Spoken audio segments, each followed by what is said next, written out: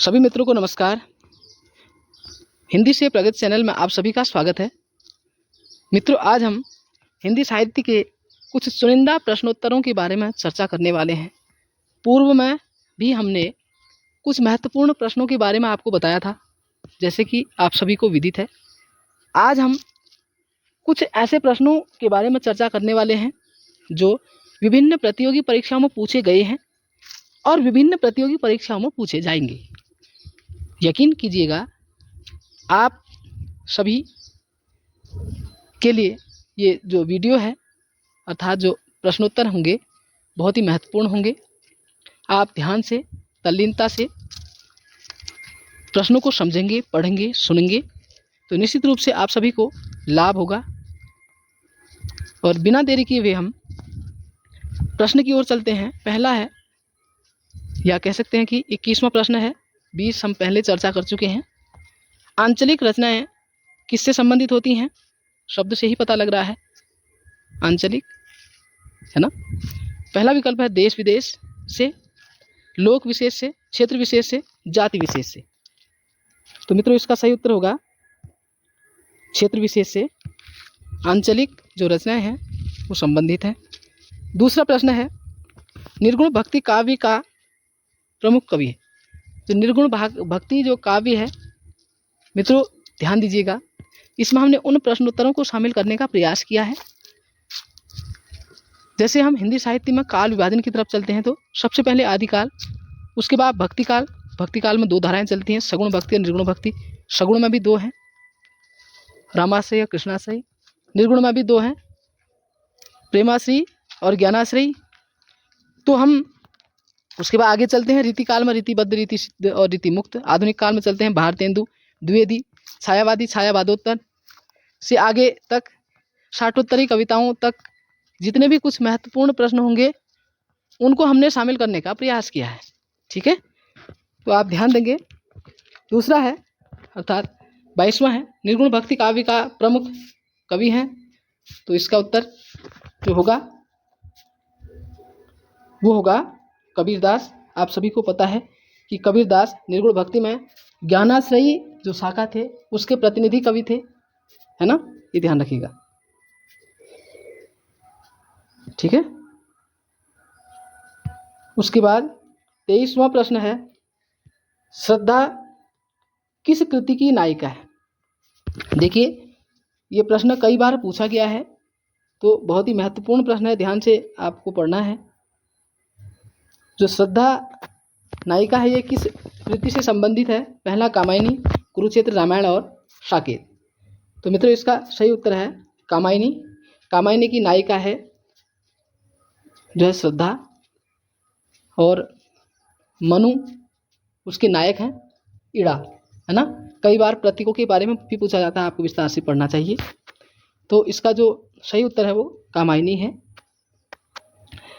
उसके बाद अगला प्रश्न है, तरवर फल नहीं खात है, सरवर पियो पियहि न पान। प्रस्तुत पंक्ति के रचिता हैं। बहुत ही महत्वपूर्ण पंक्ति है।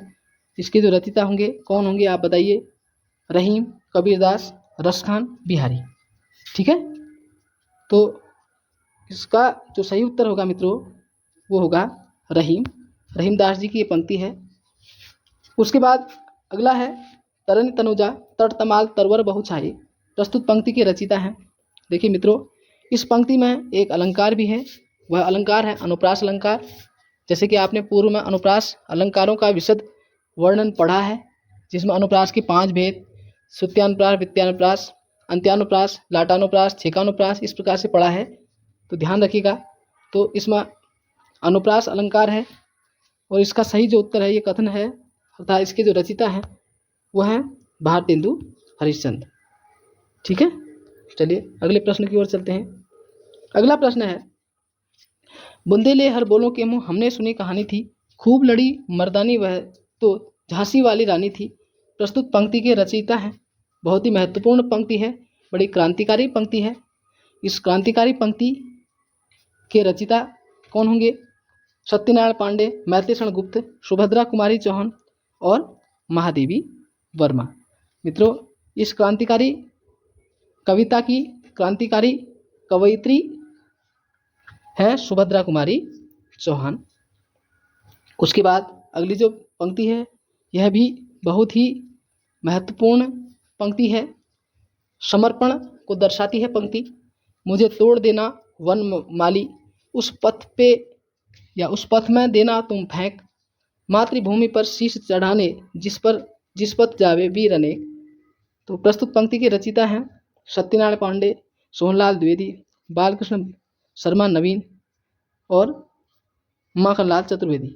मित्रों इसका सही उत्तर होगा माखनलाल चतुर्वेदी। बहुत ही ध्यान रखना, बहुत महत्वपूर्ण प्रश्न है, कई बार पूछा गया है। अगला जो कथन आ रहा है बहुत महत्वपूर्ण कथन है। दरवाजे से चंडाल गढ़ी की तरफ नजर दौड़ाने पर एक अद्भुत दृश्य दिखाई देता था। इस पंक्ति के रचनाकार हैं राहुल सांकृत्यायन, रामचंद्र शुक्ल, जवाहरलाल नेहरू, राजेंद्र प्रसाद। तो मित्रों इस प्रसिद्ध पंक्ति के जो रचनाकार हैं वो राहुल सांकृत्यायन हैं। बहुत ध्यान रखना, महत्वपूर्ण है। भूषण की कविता का प्रधान स्वर है व्यंग्यात्मक, प्रशस्तिपरक, श्रृंगारिक और कारुणिक। भूषण भी वीर रस के कवि हैं और बहुत बड़ा नाम है भूषण जी का, इसको आपको ध्यान रखना है।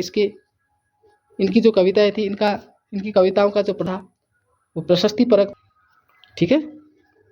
उसके बाद अगले प्रश्न की तरफ चल रहे हैं। अपभ्रंश में कृष्ण काव्य परंपरा के या कृष्ण काव्य के प्रणेता हैं या कृष्ण काव्य परंपरा के प्रणेता हैं, कुछ भी कहिएगा। पुष्पदंत, शालिभद्र सूरि, स्वयंभू, हरिभद्र सूरि। देखिए अपभ्रंश में कृष्ण काव्य परंपरा और राम काव्य परंपरा, तो पूछा तो कृष्ण काव्य परंपरा या कृष्ण काव्य के प्रणेता के बारे में है, तो इसका जो सही उत्तर होगा पुष्पदंत होगा, है ना, ये ध्यान रखिएगा। अब अगला प्रश्न है प्रथम सूफी प्रेमाख्यान काव्य के रचयिता हैं, उत्तर होगा कौन सा होगा आपको बताना है। नूर मोहम्मद जायसी, मुल्ला दाऊद या कुतुबन। ठीक है मित्रों, प्रथम सूफी प्रेमाख्यान काव्य के जो रचयिता हैं वो मुल्ला दाऊद हैं, इसको ध्यान रखिएगा। हिंदी के प्रथम गद्यकार हैं, बहुत ही महत्वपूर्ण प्रश्न है। राजा शिव प्रसाद सितारे हिंद, लल्लूलाल, भारतेंदु हरिश्चंद्र और बालकृष्ण भट्ट। बहुत महत्वपूर्ण प्रश्न है, इसका जो सही उत्तर होगा वो है लल्लूलाल। मित्रों बहुत ही महत्वपूर्ण रचना है, ध्यान रख दीजिएगा। हिंदी के सर्वप्रथम प्रकाशित पत्र का नाम है सम्मेलन पत्रिका, उदंड मार्तंड सरस्वती और नागरी प्रचारणी पत्रिका। तो मित्रों जो हिंदी की जो सर्वप्रथम प्रकाशित जो पत्र है उसका नाम है उदंड मार्तंड, दिन का सूरज। ये ध्यान रखिएगा, कई बार इसका शाब्दिक अर्थ भी पूछने को आता है। छायावाद के प्रवर्तक का नाम सभी को पता है, फिर भी विकल्प देखते हैं। सुमित्रा पंत, श्रीधर पाठक, मुकुटधर पांडे, जयशंकर प्रसाद।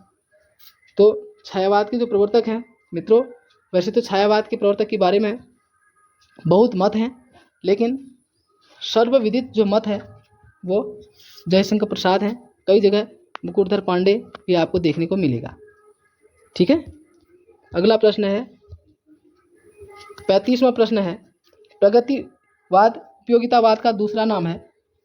यह कथन किसका है? ठीक है, यह कथन किसका है आपको बताना है। रामविलास शर्मा, प्रेमचंद, नंदुलाल वाजपेयी और सुमित्रानंद पंत। जो प्रगतिवाद उपयोगितावाद का दूसरा नाम है नंद दुलारे वाजपेयी जी का है ये कथन, इसको भी आपको ध्यान रखना है।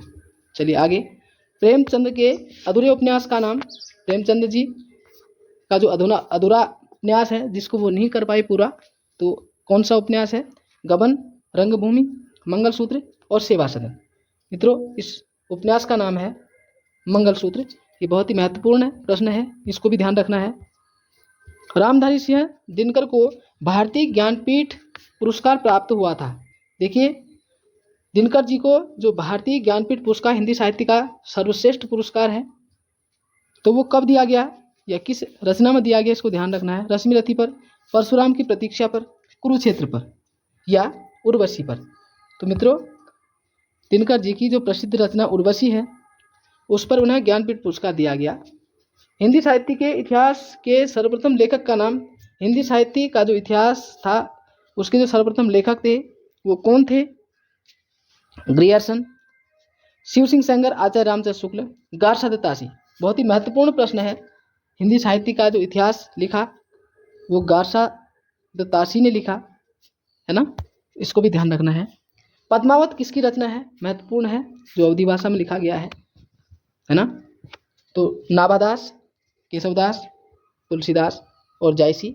मित्रों आप सभी को पता भी होगा पद्मावत की जो रचना है वो जायसी ने की। ठीक है, चलिए अगला प्रश्न देखते हैं हम। उसके बाद वेताल पचीसी के रचनाकार हैं लल्लूलाल, सदल मिश्र, नाभादास, सुरती मिश्र। मित्रों जो बेताल पचीसी है इसकी जो रचना लिखी है वो सुरती मिश्र ने लिखी है, महत्वपूर्ण है, ध्यान रखिएगा। अगला प्रश्न है सुहाग के नूपुर के रचयिता हैं, महत्वपूर्ण रचना है, ये किसने लिखा है, निराला, मोहन राकेश, अमृतलाल नागर, प्रेमचंद। तो मित्रों इसको लिखा है अमृतलाल नागर ने। तो आप टिक के माध्यम से भी याद कर सकते हैं, सुहाग लाल रंग का होता है तो अमृतलाल नागर। इस तरीके से भी आप ये इनके प्रकार आपका याद करने का उद्देश्य होता है। तो आप सर्जिकल स्ट्राइक करके भी प्रश्नों के सही आंसर को, सही उत्तर को याद कर सकते हैं। 42वां संस्कृति के 4 अध्याय किसकी रचना है, बहुत महत्वपूर्ण रचना है, रामधारी सिंह दिनकर, भगवती चरण वर्मा, माखनलाल चतुर्वेदी, सुभद्रा कुमारी चौहान। तो संस्कृति के 4 अध्याय के जो लेखक हैं वो दिनकर जी हैं, इन्होंने संस्कृति के 4 अध्याय नामक प्रसिद्ध रचना लिखी है, इसको ध्यान रखिए। अशोक के फूल निबंध संग्रह के रचनाकार हैं, बहुत ही प्रसिद्ध निबंधकार रहे हैं ये, जिनकी रचना, जिनका निबंध पूछा जा रहा है कौन है, कुबेरनाथ राय, गुलाब राय, रामचंद्र शुक्ल और हजारी प्रसाद द्विवेदी।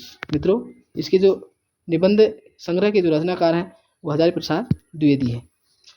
झरना काव्य संग्रह के रचयिता हैं सोनलाल द्विवेदी, महादेवी वर्मा, जयशंकर प्रसाद, सुभद्रा कुमारी चौहान। जो झरना है उसको लिखा है जयशंकर प्रसाद जी ने। ठीक है, उसके बाद अगला है भारत भारती काव्य के रचनाकार हैं, बहुत महत्वपूर्ण कृति है, गोपाल शरण सिंह नेपाली, नरेश मेहता, मैथिली शरण गुप्त और धर्मवीर भारती। ये लिखा है मैथिली शरण गुप्त जी ने भारत भारती की रचना की है। दोहा कोश की रचयिता, बहुत महत्वपूर्ण प्रश्न है, दोहा कोश किसने लिखा है, लुईपा, जोइंदु, सरहपा, कणहपा। तो इसको लिखा सरहपा ने दोहा कोश। ठीक है, प्रेम सागर के रचनाकार हैं सदल मिश्र, उस्मान, लल्लूलाल, सुंदरदास।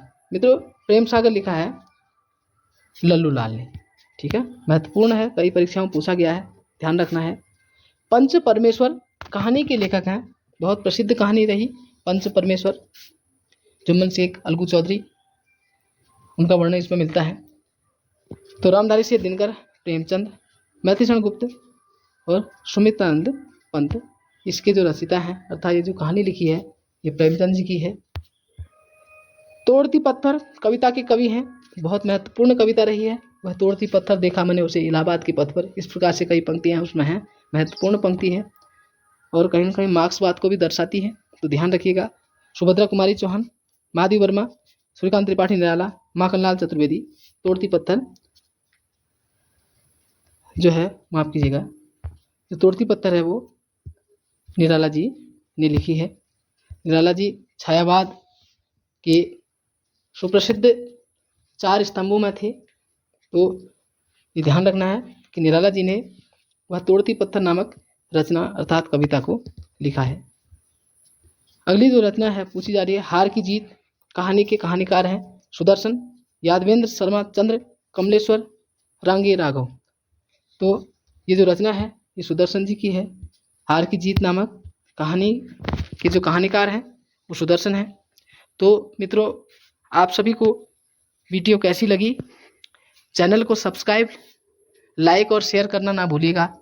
और हमारी वीडियो आप सभी के लिए जो है निश्चित रूप से उपयोगी होगी, जो विभिन्न प्रतियोगी परीक्षाओं के लिए बड़ी मददगार होगी।